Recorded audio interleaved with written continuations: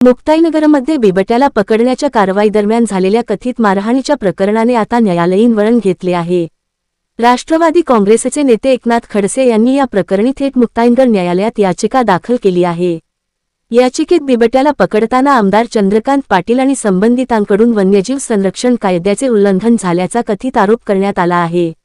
या प्रकरणाची न्यायालयाने दखल घ्यावी आणि संबंधितांवर कायदेशीर कारवाई करण्याचे आदेश द्यावेत, अशी मागणी याचिकेत करण्यात आली आहे। दरम्यान, या प्रकरणामुळे मुक्ताईनगरच्या राजकारणात पुन्हा एकदा आमदार एकनाथ खडसे आणि आमदार चंद्रकांत पाटील आमनेसामने आले आहेत। एका बिबट्याच्या मुद्द्यावरून सुरू झालेला हा वाद आता थेट न्यायालयात पोहोचला असून पुढील सुनावणी ऑगस्ट 21 रोजी होणार असून याकडे सर्वांचे लक्ष लागले आहे। 12 एप्रिल 2026 ला मुक्ताईनगर शहरातील रेस्ट हाऊसवर बिबट्या आढळून आला आणि हा बिबट्या आढळून आल्यामुळे पोलीस अधिकाऱ्यांना फॉरेस्ट अधिकाऱ्यांना जी सूचना देण्यात आली आणि त्या सूचनेनुसार सर्व अधिकारी त्या ठिकाणी आले। फॉरेस्ट अधिकाऱ्यांनी त्या ठिकाणी बिबट्यावर रेस्क्यू ऑपरेशन सुरू केलं।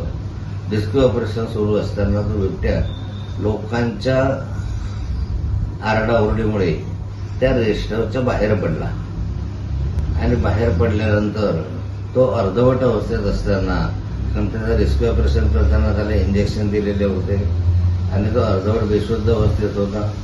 अर्धवट बेशुद्ध अवस्थेत असताना त्याला त्या ठिकाणी काही लोकांनी येऊन मारहाण केली। इथले स्थानिक आमदार आहेत त्यांनीही त्याला मारहाण केली। याच्यामध्ये वास्तविक असं आहे की रेस्क्यू ऑपरेशन सुरू असताना किंवा बिबट्या त्या ठिकाणी असा अर्धवट बेशुद्ध अवस्थेत असताना त्याला मारहाण करणं हा गुन्हा आहे।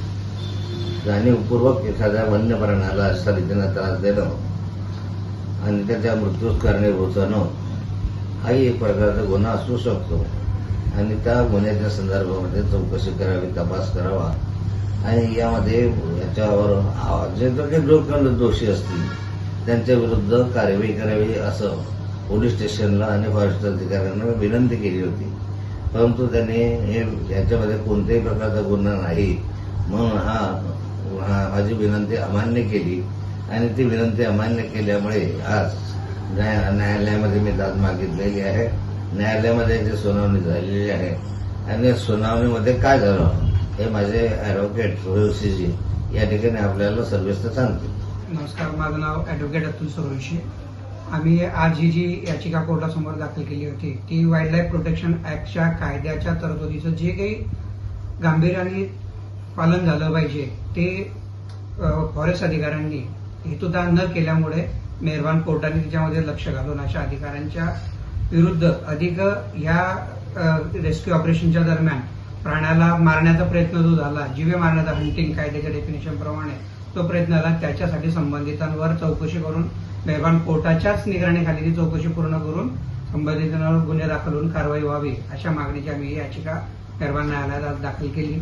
त्यामध्ये आज मेहरबान कोर्टासमोर सुनावणी झाली आणि त्या सुनावणीच्या दरम्यान वेगवेगळ्या पैलूंवर कायदेशीर चर्चा झाल्यानंतर मेहरबान कोर्टाने आज जी फॉरेस्ट अधिकारी आहेत त्यांनी यापूर्वीचा जो अहवाल शासनाला सादर केला आहे त्या अहवालाच्या बाबतीत आणि एकंदर त्यांच्या कार्यपद्धतीच्या बाबतीमध्ये त्यांना कारणे दाखवा नोटीस आज जारी केलेली आहे।